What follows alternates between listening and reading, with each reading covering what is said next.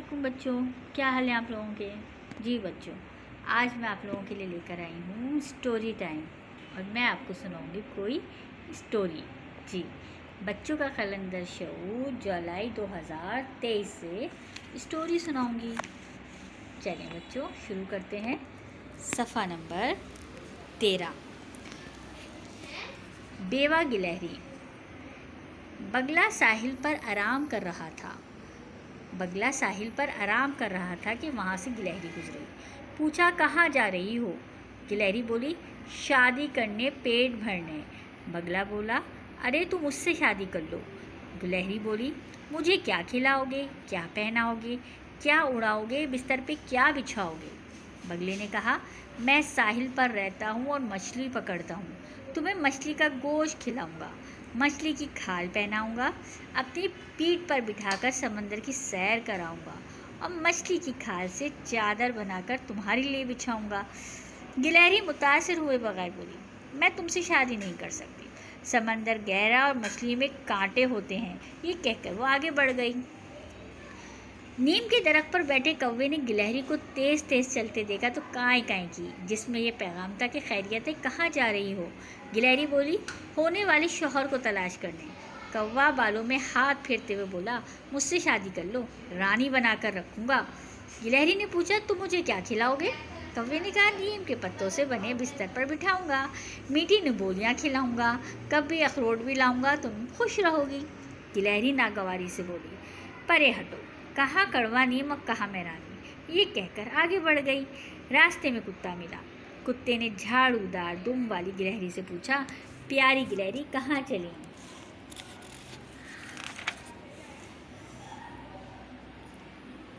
वो बोली, शादी करने, पेट भरने।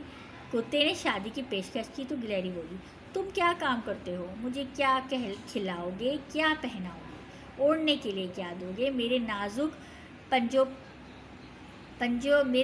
पंजों तले क्या बिछाओगे? कुत्ता बोला, मैं मिठाई की दुकान पर चौकीदार हूँ। एक रोज़ मुझे मोतीचूर का लड्डू देता है। मालिक रोज़ मुझे मोतीचूर का लड्डू देता है। वो आधा तुम्हें दूंगा और आधा खुद खाऊंगा। लड्डू का सुनकर गिलहरी के मुंह में पानी भर आया। उसने कहा, ठीक है, मैं तुमसे शादी करूँगी। शादी हो गई। एक दिन गिलहरी बोली, आधे लड्डू से पेट नहीं भरता, पूरा लड्डू चाहिए। ये सुनकर कुत्ता खामोश हो गया। अगले रोज़ घर आया तो बेगम गिलहरी को पूरा लड्डू दे दिया, खुद भूखा सो गया। रोज़ इसी तरह होने लगा तो एक रोज़ गिलहरी बोली, मेरे सर के ताज, मेरे प्यारे मियाँ, तुम सारा दिन मेहनत करते हो, रात को भूखे सो जाते हो, मुझसे ये सब नहीं देखा जाता। कुत्ता नाराज़गी से बोला, तुम पूरे लड्डू की फरमाइश करती हो तो मैं क्या करूं? हलवाई से कहा कि एक लड्डू से गुजारा नहीं होता, तनख्वाह बढ़ाएं। घर बसा लिया, लेकिन इसने कोई जवाब नहीं दिया। गिलहरी बोली, तुम मुझसे मशवरा तो करते, मेरे पास ज़बरदस्त तरकीब है जिससे तुम्हें भी लड्डू मिल जाया करेगा, मुझे भी। कुत्ते की जान में जान आई। पूछा, वो कैसे? जो लड्डू हलवाई देता है वो मेरे लिए ले आया करो, दूसरा लड्डू वहीं छुप कर खा लिया करो। कुत्ता बोला, बहुत बुरी बात है। गिलहरी लालची थी, कहने लगी, पूरा दिन ड्यूटी देते हो, इतना हक तो बनता है। कुत्ता इसकी बातों में आ गया।